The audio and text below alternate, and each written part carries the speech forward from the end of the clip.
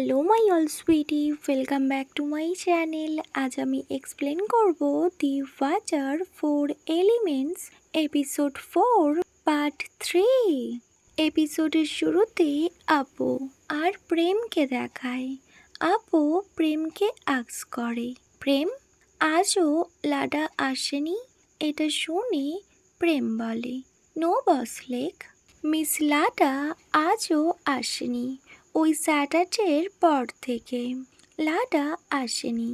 ও ব্যাস আমায় জানিয়েছে আমি যেন আপনাকে ইনফর্ম করে দিই।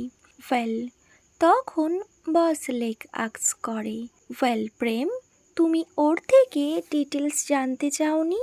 তো প্রেম বলে, নো বস, আমি মিস লাডার থেকে কিছু জানতে চাইনি। ওয়েল বস, আমি কি ওকে একটা কল করব? তখন বস লেক বলে, নো প্রেম, নো নিড, তুমি কল করবে না। ওয়েল, অ্যাকচুয়ালি বস লেক চাইছিল লাডা যেন কোনোভাবে না ভাবে ওর বস তার এমপ্লয়িকে নিয়ে এতটা সিরিয়াস, যার খোঁজ ও নিতে চাইছে। ওয়েল, এমনিতেও বস লেক বলেছিল লাডা যখন খুশি লিভ নিতে পারে। যদি লাডা টায়ার্ড ফিল করে দেন সিন কাট হয়।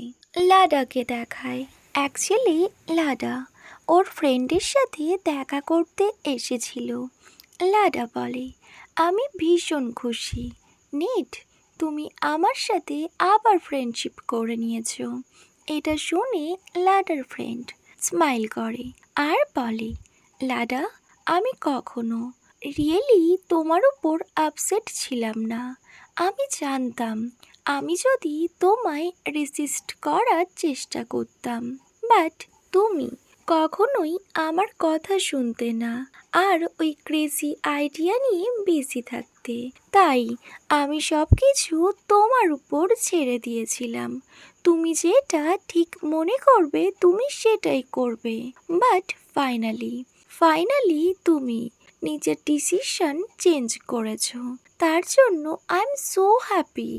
লাডা ওর ফ্রেন্ডকে বলে, ইয়েস, আমি এবার ওয়াহিন শিফট করব। তখন ওর ফ্রেন্ড বলে, ওয়েল লাডা, তুমি কেন ফিরে আসতে পারবে না?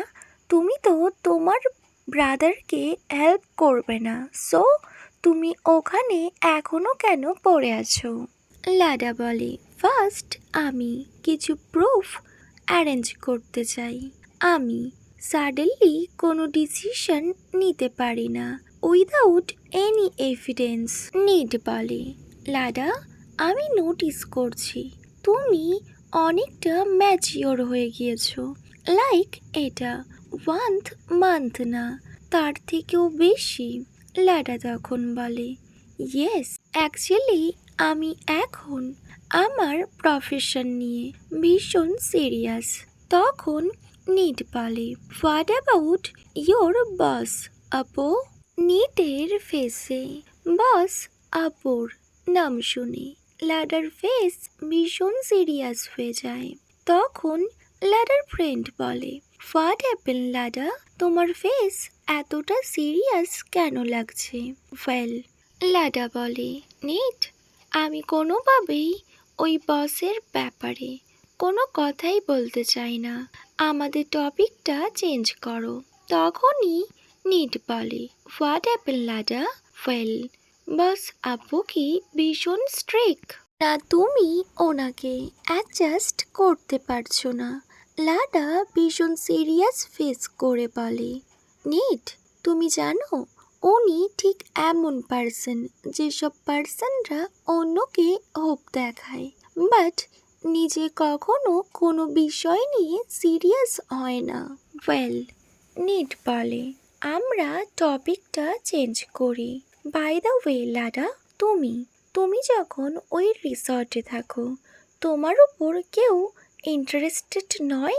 তখন লাডা নো করে আর বলে, still I am single cause আমি ওখানে জব করি, আর যখন আমার ডিউটি আওয়ার এন্ড হয়ে যায় তখন আমি বাড়িতে চলে আসি। এটা শুনে নিট বলে, বাট লাডা, এটা কখনো পসিবল হতেই পারে না। তোমার মতো চার্মিং, বিউটিফুল আর ইন্টেলিজেন্ট পার্সনের উপর কেউ ইন্টারেস্টেড নয়, এটা আমি কোনোভাবেই বিলিভ করতে পারছি না। লাডা বলে, আমি তো তোমার কথা শুনতে চাই। ওয়েল, ওই সিনিয়র যাকে তুমি লাইক করো তার সাথে তোমার রিলেশনশিপ এখন কেমন? তখন নিট বলে, অ্যাকচুয়ালি লাডা, আমি এখনও ওনাকে সিক্রেটলি লাইক করি। আমি কোনোভাবেই আমার লাভ কনফেস করার মতো সাহস আমার মধ্যে নেই। লাডা বলে, তো তুমি গিভ আপ কেন করছো না? এটা শুনে নিট বলে, দিস ইজ ইম্পসিবল লাডা, আমি কোনোভাবেই গিভ আপ করতে পারবো না। Well, I really like him. এটা শুনে লাডা বলে, কাউকে লাইক করা ফিলিংসটা কেমন? এটা শুনে লাডার ফ্রেন্ড বলে, লাইক তোমার হার্টবিট ভীষণ সুপার ফাস্ট হয়ে যাবে তুমি যখন ওই পার্সনের কাছে থাকবে। তুমি ভীষণ নার্ভাস ফিল করবে আর তোমার সব কিছু ভীষণ ভালো লাগতে শুরু করবে। তোমার এমন ফিলিংস হবে লাইক তোমার হার্টবিট তোমার কাছে নেই, ওই পার্সনটার কাছে। একদম অন্যরকম ফিলিংস। দেন নিড বলে, লাডা, আমি তো ভেবেছিলাম ফার্স্ট থেকে তোমার মাইন্ডে কেউ না কেউ তো আছে, বাট নাও আমার মনে হচ্ছে তোমার মাইন্ডে কেউ নেই। ওয়েল, তুমি কাউকে লাইক করো না? এটা শুনে লাডা বলে, অ্যাকচুয়ালি আমার মাইন্ডে একজন আছে, আর সেটা হলো আমার বস আপু। লাডার ফ্রেন্ড যখন এটা শোনে ও ভীষণ কিউরিয়াস আর সারপ্রাইজড হয়ে যায়, আর ব্যাস লাডার দিকে তাকিয়ে থাকে। লাডার ফেস ভীষণ সিরিয়াস হয়েছিল, তাই ওর ফ্রেন্ড আর ওকে কোনো কোয়েশ্চেন করে না। নেক্সট সিন কাট হয়, লাডাকে দেখায়। লাডা মিডল নাইট হয়ে যাওয়ার পরেও জেগে আছে। এটা দেখে ওর মা ওকে বলে, লাডা বেবি, হোয়াট হ্যাপেন? সব কিছু ঠিক আছে তো? লাডা বলে, মম, আমি আন্টিকে বলতে শুনেছি উনি ওই ওয়াইন রিসর্টটা সেল করে দিতে চায় ওয়াচারা গ্রুপের। আমি ভাবছি এটা যখন ব্রাদার বাদ জানবে উনি ঠিক কতটা আপসেট হয়ে পড়বে। লাডার মম বলে, আমি তোমার আন্টির উপর ট্রাস্ট করি। উনি যখন এটা ডিসাইড করেছে উনি কিছু ঠিক ভেবেই ডিসাইড করেছে। পরে বাদ এই ব্যাপারটা বুঝতে পারবে। আর যদি বলো ও আপসেট, ও ঠিক এই ব্যাপারটা নিজের মতো করে বুঝে নেবে। তখন লাডা বলে, মম, আমি যতটা পেরেছিলাম ব্রাদারকে হেল্প করার চেষ্টা করেছিলাম, বাট কিছু কিছু ব্যাপার যেটা আমার হাতের বাইরে ছিল, তাই ব্রাদার আমার উপর হয়তো অনেকটা আপসেট হয়ে আছে। এটা শুনে লাডার মম বলে, ডিয়ার বেবি, তুমি যেটা পারবে না বা যেটা তোমার কন্ট্রোলে না তার জন্য তুমি নিজের উপর প্রেশার ক্রিয়েট করো না, বা তুমি নিজেকে ফোর্স করো না, কজ এটা ইম্পসিবল। যেটা তুমি পারবে না কেন সেটা তুমি করতে চাইছো?